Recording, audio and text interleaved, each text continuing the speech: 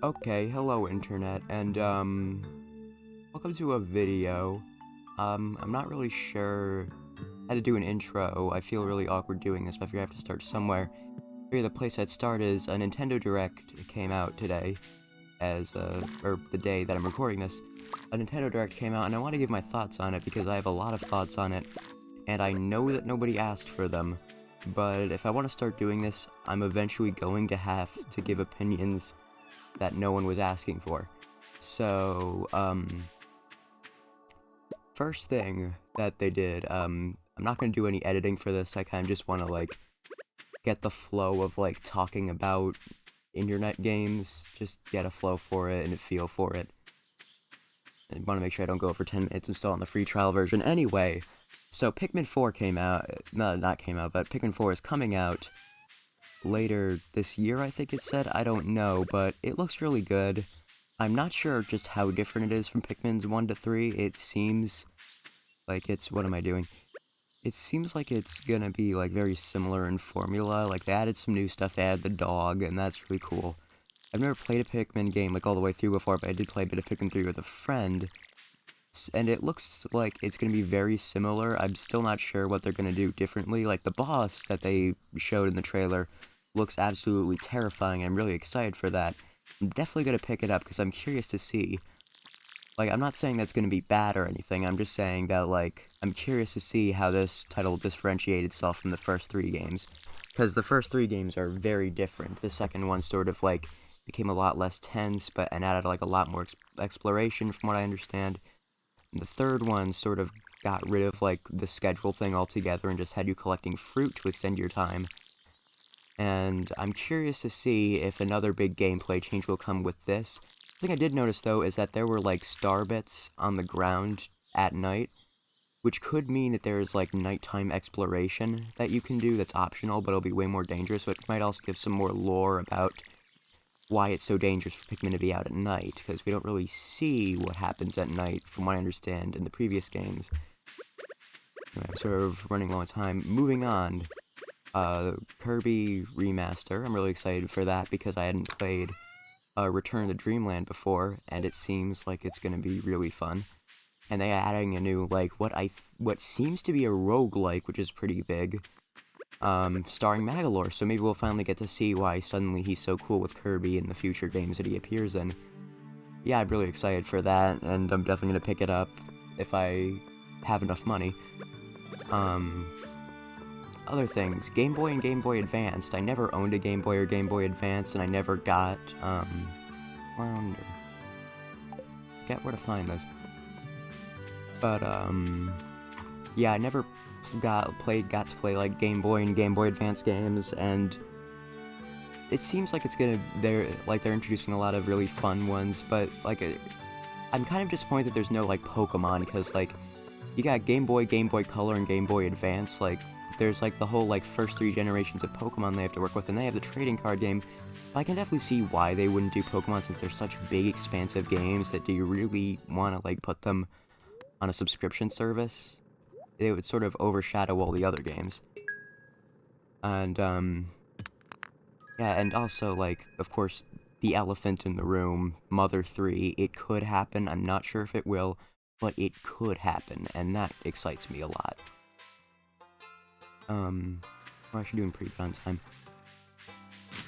I also want to talk about one of the non-Nintendo things really quick. I forget what it is. It's like detective, like, it was like a detective game made by the people who made Danganronpa, and I'm excited for it because I never really got into Danganronpa, but I really love the style of it, and I'd really like to get into it because it looks like the writing is super, like, wacky. I never got into it, though, because I'm not really a fan of graphic novels, and also some of the jokes are a little bit discomforting to me, and I hope they sort of tone that down in this game. But yeah, it looks really cool. I like the style of it, and it would be nice to finally be able to enjoy, like, the writing style of, the, Danganronpa developers. Yeah. So, where was my train of thought going? Oh yeah, Splatoon. There's a excuse me. There's a Splatoon DLC coming out. 2 of them, actually. The first one I'm a little confused about because I kind of thought that this was, like, Inkopolis in the future when everything's sort of like... I haven't played a Splatoon, I've seen like some lore videos on Splatoon, but I haven't played a lot of Splatoon. I thought that Splatoon 3 was like in a futuristic wasteland version of Inkopolis. So I'm a little confused on like what's going on there, but it's really cool to see, and I wonder if like much will change to like, cause like obviously like some time has passed as they show with like some of the new shopkeepers. I wonder how like the Squid Sisters are holding up after the trauma they dealt with. Yeah, that's gonna be real interesting to see. And what looks to be a Marina origin story sort of thing, it looks like a whole different game, and that's not a bad thing in the slightest. It looks so amazing. Like, it looks so, like, artistic. It almost feels, like, insulting to call it, like, Side Order, which I get it's, like, a pun on Order, but, like, giving it, like, a usual, like, wacky, like, Splatoon pun name, like, based on, like, food, kind of feels like it's not doing it justice, because that looks like... It looks so cool, like... Sorry, I heard a noise. But yeah, it looks really cool, and I'm really looking forward to see, like, if we can get backstory on Marina and Pearl, and, like, how they met and stuff. They aren't, like, they're probably my least favorite of the idol duos, or trios now with, Off the Hook is the one with Pearl and Marina. Anyway, it's probably my least favorite of, like, the trio of, idols. But I'm really looking forward to see if that's gonna change. I have no idea what to do. I'm too busy talking about Nintendo. We're doing on time. Right, I also want to share, like, this is, like, the big one, Breath of the Wild. Also, yeah, I know Xenoblade and Fire Emblem, I never really got into those.